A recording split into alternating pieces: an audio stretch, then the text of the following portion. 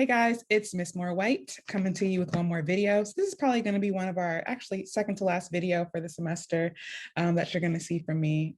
So this first one that we're going to do right now is going to focus in on like our founding fathers and the founding documents that really lead our country to this day that are influenced by a lot of different thinkers and things like that. So I usually do this at the end of the semester for 11th grade because I know that you all are going into government and econ next semester. And if I did this at the beginning in August of last year, you guys aren't going to remember it in August of this year coming up. So I think it's really important to learn these founding texts and things like that and understand how they play a role in your rights and things like that. So let's just go on and jump right into it.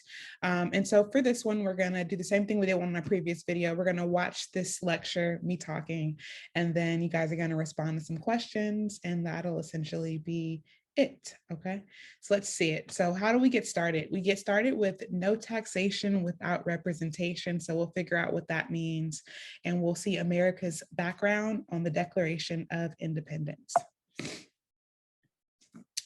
All right, so starting off with a little bit of a funny. So 240 years ago, this man wrote the ultimate breakup letter. It's not you, it's us, or the US. So this is Thomas Jefferson. You guys know how I feel about history. I'm always going to tell you guys the truth. Thomas Jefferson, in my opinion, is a bit of a hypocritical individual, but I'll go explain that a little bit later when we see his actual work and things like that. But he was like super advocating for like freedom and liberty and expression and all this stuff, but at the same time, definitely had slaves. Anyway, so the vocabulary that we're going to look at today, some unalienable rights. Those are rights that everyone is born with and cannot be taken away by the government without reason. And that's important. The without reason part is really important, especially in the US. So then we have this guy named John Locke. He's going to be an Enlightenment thinker, and he's going to call these things natural or God-given rights. So just being born, you should have certain rights to you.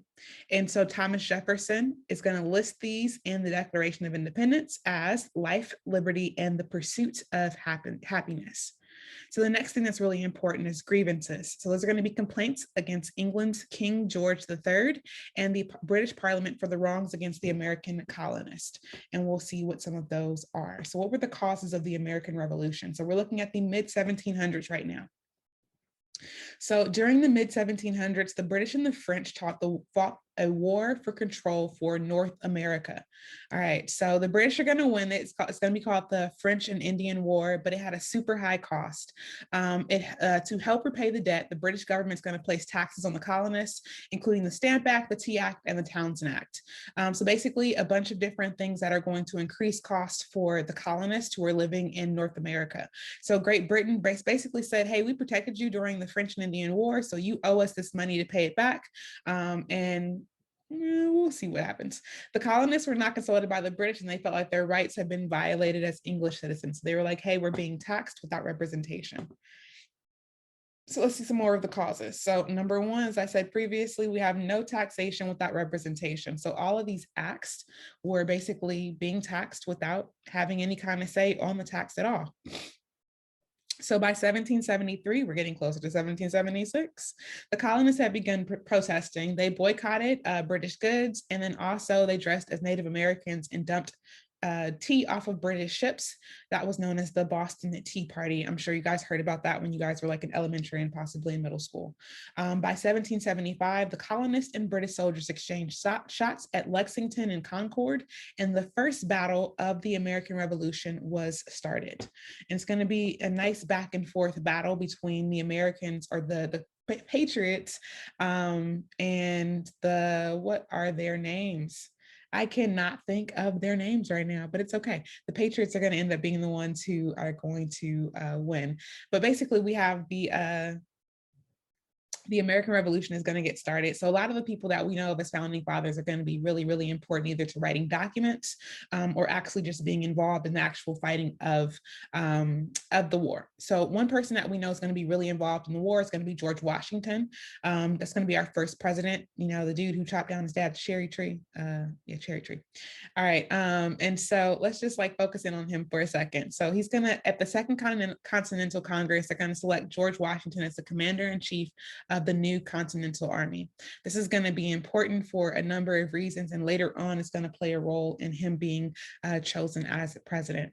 So it would be Washington's skill and leadership that would lead the colonists to independence. So he's going to be seen as a big part of the reason, or at least told in our history books as why the U.S. was able to, or the colonists were able to sustain themselves against the British military. So who are some of the leaders in the revolution that we're going to see? We have John Trumbull Jr.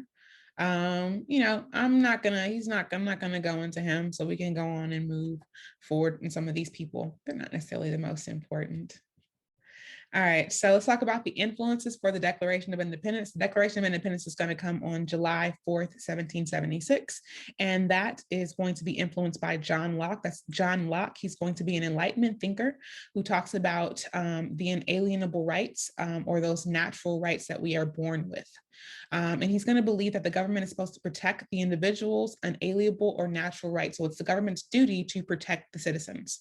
And he's going to state that these rights are life, liberty, and the pursuit of happiness, and they cannot be taken away from you without due process. So basically, just being born, you should be able to have these rights, and you should only lose them if you've done something incredibly negative in society. And we'll talk about those things later on in the presentation. All right, so let's move on. So then we have Thomas Jefferson. So here we go with the Declaration of Independence. In 1776, we have the Second Continental Congress began to discuss the idea of declaring independence from England. Thomas Jefferson is going to be appointed as the head committee to draft the statement of the independence from England. And then on July 4th, he's going to drop it. He's going to explain why the US, or why these people should be free.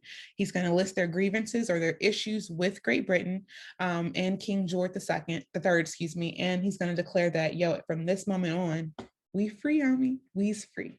Not everybody, just, the white people who have property. Okay. All right. So more vocabulary. Self-evident is another one. Something that is obviously clear. It's really plain. That's going to mean like self-evident. So I shouldn't have to explain it to you. It's like a duh, like a right there kind of thing. Your social contract, that's going to be like the unwritten agreement between citizens and their government. So popular sovereignty, the government, like basically the people are submitting to the government's will, and it's the government's duty to protect them. So that's going to be that social contract, or popular sovereignty is another term that you might have heard or might see around town. And next is going to be abolish. So we hear of abolish when we think about slavery. We hear abolish when we think about even the prison movement and things like that in the modern day context. But abolish means just basically to formally put an end to something. All right, so Declaration of Independence, let's read a little bit of this. So when in the course of human events, it becomes necessary for one people to dissolve the political bands which have connected them with another. So essentially, sometimes it's just not working and you have to roll with somebody else. So we're taking the approach that, the US is breaking up, or these people who are, these formerly British people are basically breaking up with Great Britain. And so sometimes you're like, yo, it's not working right now. I need a break, or I need to separate. Let's do something different. You guys know what I'm talking about. So let's go on and move on. And so another excerpt that we have: a decent respect to the opinions of mankind requires that they should declare the causes to which impelled them to separation. So basically, the respectful thing to do is to tell your leaders why you are tired of their crap. You guys know that I'm all for you guys advocating for yourselves and speaking up. So, these Declaration of Independence themes and ideologies, we can still use them today. All right, next up. All right, we hold these truths to be self-evident, so pretty obvious that all men are created equal. So, but here's the hypocrisy on that one that, I'm always going to bring up: all men except for those who are women, those who are slaves, Native Americans, other minorities, and even those who don't own property during this time period are still not going to be respected and seen as citizens. All right, so I'm going to skip forward and just kind of move on to the next little part. These excerpts are cool. If you guys want to check them out, you guys are more than welcome to. The PowerPoint is totally going to be attached. So here we go with the signers of the Declaration of Independence. We have 56 men are going to meet in Pennsylvania. That's going to be one of the original places that we kind of established our capital in the US. And they're going to sign the Declaration of Independence on July 4th, 1776. And these men are going to be seen as acting courageously because the act of signing the Declaration was treason and punishable by hanging. Yep, that's all I got to say about that one. All right. So one dude that you might hear of, like, I might say sometimes like, hey, give me your John Hancock, and that means give me your signature, because this dude decided to write his signature like the largest on the Declaration of Independence, and it came to represent just having a big signature anyway, or your signature in general. All right. So that's the reason behind it. All right, so here's some of your signers. So one of the dudes who I don't really like on here, who's listed as Charles Carroll. His name is Charles A. Carroll. He's a wealthy businessman who's helped support the revolution with his own money, and he also supported Catholicism and freedom of religion, because America is going to be a Protestant society where most of the people who are living there are going to be those who are protesting against the Catholic Church, or their family has a history of that. But Charles A. Carroll, I don't like him at all, because like he basically bought, I think it was like $20,000 worth of slaves back in the 1700s, which is like millions of dollars worth of slaves today, or millions of dollars today. And he essentially like experimented on like slaves to basically, anyway, so I'm gonna move on. You guys want to check that out. He has a book called The Negro, a Beast.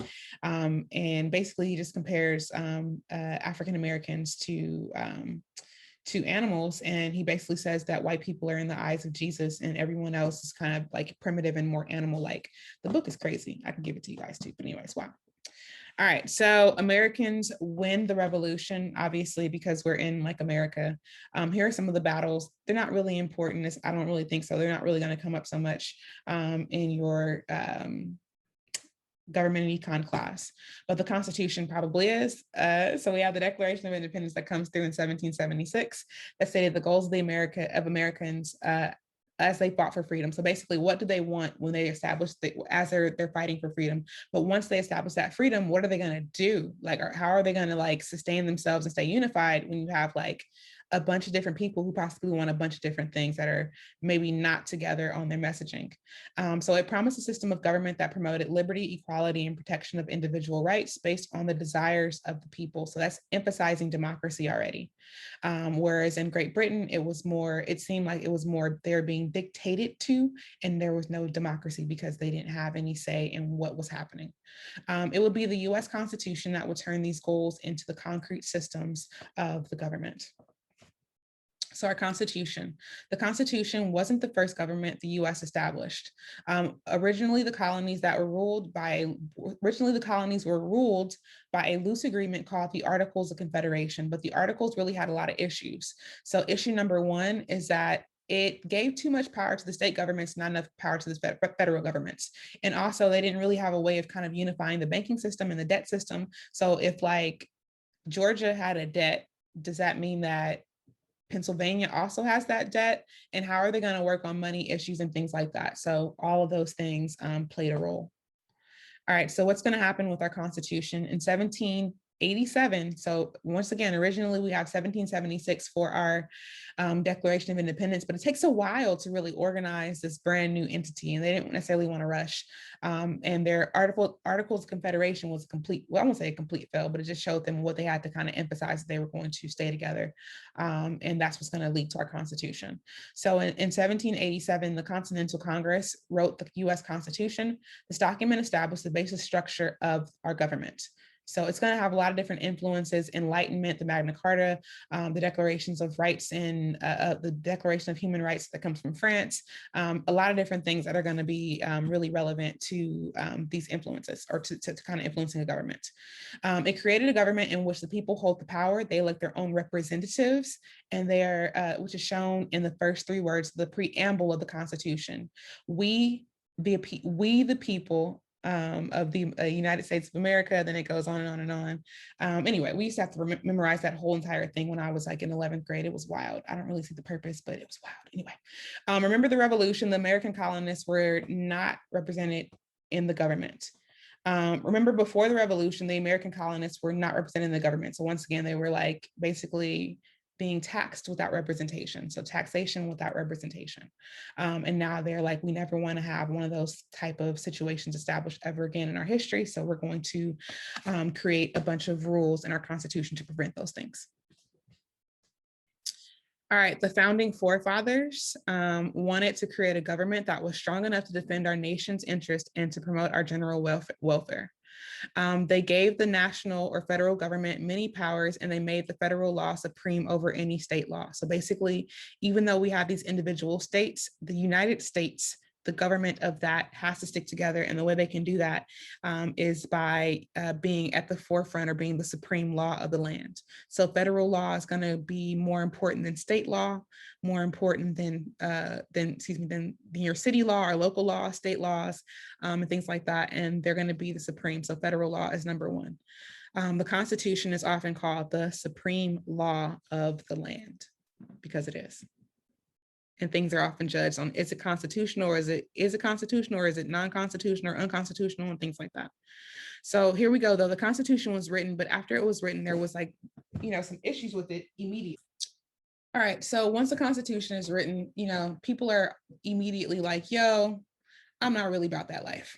I don't really like what it says, because there's so many different issues. Like, you have certain places that are headed towards industrialization in the eastern part or northeastern part of the United States.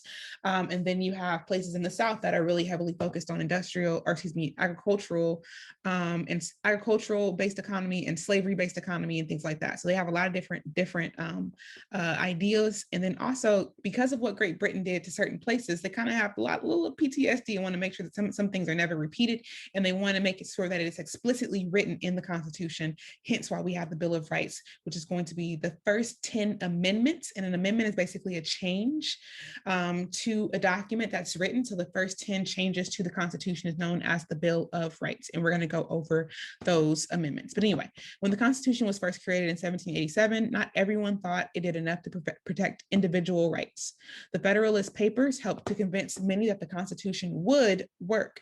All right, so we have the Federalist Papers written by, I think it's John Jay, John Jay, I was right. And those other two dudes whose pictures are right there that I cannot see because my, can't see that anyway. All right, so to make sure everyone's support, when the Continental Congress met again in 1789, they added 10 amendments to aid the protection of our individual liberties and freedom. The first 10 amendments became known as the Bill of Rights, as I said previously. So your Bill of Rights. So the First Amendment, the First Amendment is actually 5 different amendments. It gives you freedom of religion. So that basically means that many who came to America came for religious freedoms. They were trying to flee being persecuted for whatever religion they were practicing. They did not want to be told by the government what they could believe in. They also have freedom of speech. So protecting our freedom to say or write most things, most. And when you get to your government class next year, you guys will see what you guys can and can't say. You cannot be jailed for criticizing your government, as was done formerly. They would just lock you up if you said anything negative about the British government. But you cannot create a clear and present danger with your speech that might harm others, such as yelling fire in a crowded place. So you'll learn more about that, as I said previously, next year. Going on, we have freedom of press. This allows newspapers, radios, televisions, or the internet to write or publish what they want without fear of punishment. People need freedom of press and democracy to be informed voters. Freedom of assembly. Okay, there we go. During the revolution, it was illegal to gather in groups of more than 3. We now have the right to peaceful assembly. So basically, Great Britain was like, y'all are rioting, rioting. It's not fair. It's not okay. And you guys can't link up, which is kind of interesting because we have a lot of, after the George Floyd protest, we have a lot of pushes to basically outlaw protesting and things like that. Freedom of petition. So you have the right to write the government officials asking them to change a law or create a law without fear of punishment. All right, so Amendments 2 and Amendments 3. So Amendment 2 is kind of interesting.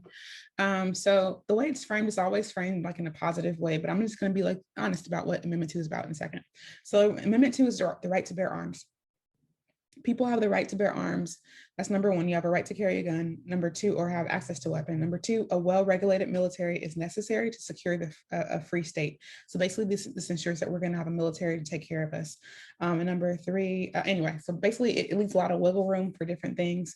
But ultimately, some of the original thinkings around the forefathers were, hey, we have a lot of slaves. We have a whole bunch of slaves. And so the best way to kind of keep them regulated is to keep weapons out of their hands and weapons in ours. So the right to bear arms was really about more of securing the slaves that they had, or enslaved people that they had in the US. Number three is kind of weird. Maybe you haven't heard of this one, but it's something that Great Britain used to do. So number three prohibits the quartering of soldiers. So quartering basically means that during the revolution, the king placed troops in the homes of civilians at the homeowner's expense. So basically the king will be like, yo, you have you have a big home. Okay, I'm gonna leave like 10 soldiers here. You gotta feed them, gotta like clothe them, take care of them right quick at your expense. Nah. All right, so this prevents the government from placing soldiers in a civilian's home. So it seems far-fetched now, but it was like totally like what was happening back then. Number four. All right, so amendments 4, 5, 6, and 8 prohibit the government officials from taking away a person's life, liberty, and property without following certain and reasonable procedures. So number 4 means no unreasonable searches. So colonists were smuggling products so that they as to not pay the British taxes. And so the British government officials would randomly search a colonist's property looking for smuggled goods. That's right. That's wrong. And honestly, even though, anyway, whatever. So now a judge has to sign a search warrant before your property can be legally searched. And we see that that's kind of a wiggle room too, because unfortunately in some of our minority communities, people who are non-white can unfortunately be searched at higher rates than white Americans. So anyway, moving on. Number five, I plead the fifth. You might have heard that one. So number 5 means a person cannot be deprived of life, liberty, or life, liberty, or property without due process of law. So certain legal procedures must be carried out before a person can be punished. So number 1, you might have heard about this from the series that I've been working on, Ms. Lopez. Eminent domain gives the government the right to take private property for public use, but they must give you fair compensation for the property, like taking your home to build a road, but they only did those in Black neighborhoods. Anyway, double jeopardy. You cannot be tried for the same crime twice, pretty much like OJ. So basically OJ could be like, I totally killed my wife, all that stuff, and they couldn't try him again because he's already been acquitted of murdering her once. Also, what number 5 guarantees you to is a grand jury, and a grand jury is required to issue an indictment before you can be tried for a serious crime. So you'll hear about governments convening a grand jury, and that basically means they're bringing people together to say, hey, are there enough facts to actually try this this case, or try this and turn this into a case, excuse me. Number 5 also prevents you from self-incrimination. That's what I plead the fifth means. So they cannot force you to testify against yourself. And this goes back to the ruling with Miranda versus Arizona, which says you must be informed of your rights, what you can and cannot say. This kind of goes to Miranda was not necessarily a good person, but anyway, you'll learn about that in 12th grade. I'm not going to go into Miranda versus Arizona, but you can always check it out on your own time. So number 6 is a fair and impartial trial. So basically you must be told of the charges against you, because they would just arrest people and be like, you're in jail. And you'd be like, why am I in jail? You're just in jail. All right, so you have a right to trial by jury, which means people that look like you are people who are supposed to be representative of the population in the US. And you also have the right to be represented by a lawyer. And if you can't afford a lawyer, the state has to provide one for you. Number 8 is, we're going to go to 7 in a second. Number 8 is no cruel or unusual punishment. That means they can't have an incredibly high bail. We see that still happening. Anyway, the punishment must fit the crime. Hypocrisy. Anyway, no cruel punishments, no torture. And even though all these things are being violated on a regular basis in our prison systems today, but back then that's what they were saying in 1787. All right, number 9 and 10. Number 9, attempts to limit the power of the government. So number 9, just because the Constitution doesn't list a right doesn't mean that you don't have it. So basically we have what's called an elastic constitution. And by elastic, it means it's supposed to like flex and flow and go with the times, basically. So the people have all rights not specifically given to the government. So basically, even if I don't say you have a right, you have a right if it's about life, liberty, property, and pursuit of happiness. Number 10, the federal government only has these powers specifically given to it in the Constitution, and all other powers are reserved for the states or the people. So if it's not mentioned in the Constitution, that means the states have to regulate it and not the federal government. All right. So we're not going to go all the way into what is happening with the Constitution. You're going to do that next year. Anyway, we'll just move on forward. All right, I'm not going to go into your three branches of government. I feel like you're going to do those. Well, I might as well just do that right quick. So you have three branches of government for the US. We have the legislative branch, executive branch, and judicial branch. Legislative branch is where Congress is. We have a bicameral Congress, which means we have a two-house Congress. So we have House of Representatives and we have a Senate.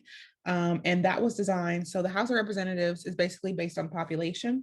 And so this was designed so that some of the states that have smaller populations would not be outvoted by those who had larger populations. And then also the Senate was created so that each state has two senators, so that no one state's voice is more important than another state's voice, which we're kind of seeing today might be a little bit of an issue, especially since a lot of our things are like kind of skewed down the middle, and for the Senate at least, and it's really hard to pass or get legislation passed if you don't have both the Senate and the House of Representatives in agreement. Anyway, and so basically this also leads us to that 3/5 compromise in the Constitution about population. So basically the US was like, how are we going to handle slavery? And their idea of doing that was coming with this great idea. We're going to do what's called the 3/5 compromise. We're going to say that a slave is 3/5 of a person. So if I have 15 slaves in front of me, I'm only looking at 5 people in terms of population, in terms of the Congress, in terms of House of Representatives and things like that. So you guys can see the numbers. There's 100 senators and 435 representatives. And originally, if you were African American, you were seen as 3/5 of a person. It's still in the Constitution. It's still printed every time they print the Constitution. They just draw a line through it as if it doesn't exist anymore. All right, and it kind of tells you what each one of these places does, but I'm not going to go into that. So let's move on down to our executive and judicial branch. The executive branch is where your president is going to be, and that's going to be established in Article 2 of our Constitution. So the president is known as the commander in chief because he is in control of the military. He signs bills into laws, and he also appoints Supreme Court justices. So basically, our Constitution was built with a lot of checks and balances where one branch is not supposed to be more powerful than the other. And the third branch we have is the judicial branch, or the Supreme Court, which is going to be established under Article 3 of our Constitution. And it basically gives the Supreme Court the right to review laws to see if they are constitutional. And they have lower courts across the US, and there are 9 justices in the Supreme Court. All right, so I'm going to move on. I think that's essentially it in terms of what you guys need to understand and need to know. Yeah, I'm just going to keep scrolling for a second just to verify, but I think that we're good to go, guys. I gave you guys a basic understanding of kind of what the US's founding documents are and how they got there. And when it comes to some of these other things, you guys will hopefully learn about those next semester, like egalitarianism refers to equality in a society. So basically having people being more equitable, even though we emphasize these things, we still don't have a very egalitarian society. There's still a lot of people, or a few amount of people who have a lot of money and a large amount of people who don't have that much money and wealth.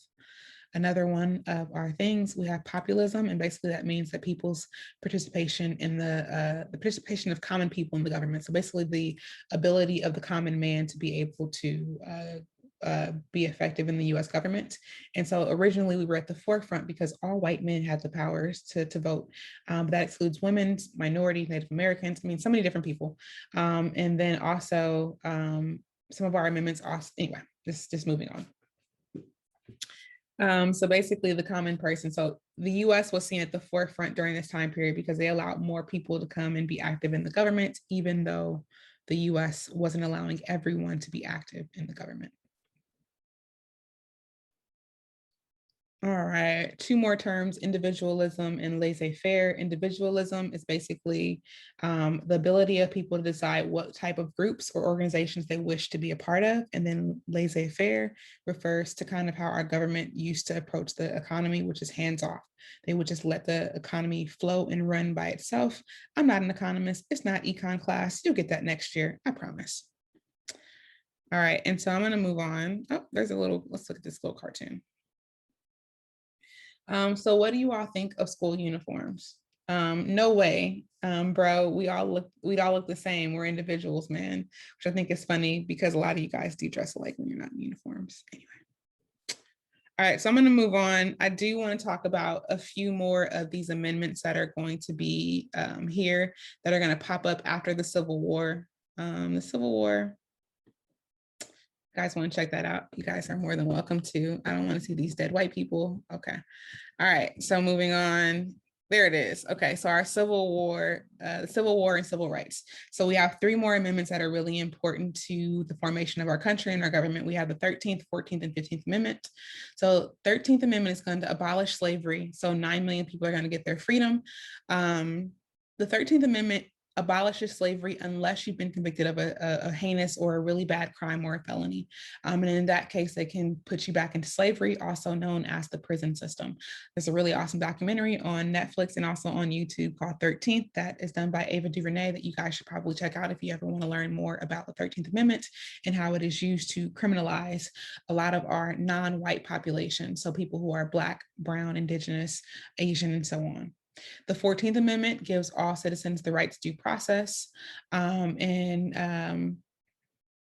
basically, the 13th Amendment freed the slaves, but many in the South attempted to limit the rights of these newly freed slaves with the Jim Crow laws, are also known as Black codes. So they called it Jim Crow because the crow is Black and Black people. Yeah, anyway. So basically, they created this idea of separate but equal, even though we're supposed to be anyway. So basically the separate but equal desires of the nation or of the white Americans was kind of cemented with the 14th Amendment, because basically as long as people had equal things, quote unquote, things were fair and equitable, even though things were not equal for most things in the US that were separated by your race. And the 15th Amendment we're going to see is made it illegal to deny a person suffrage. So basically the right to vote. Suffrage means the right to vote based on your race. And so it gave former male slaves the right to vote, supposedly. It did.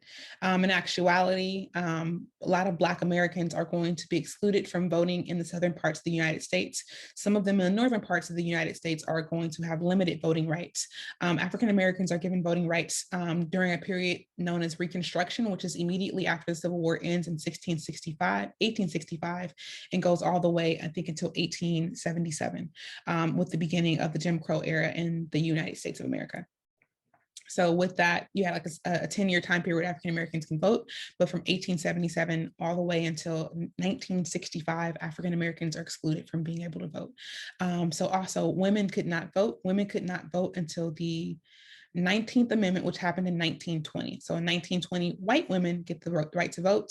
And then finally, African Americans and all other minority groups or non-white groups in the US get their right to vote in 1965 with the Voting Rights Act of 1965.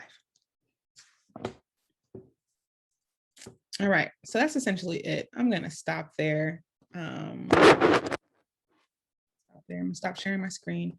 So that is the end of this video. I just wanted to give you guys a bit of a background in US history and like the formative documents and things like that.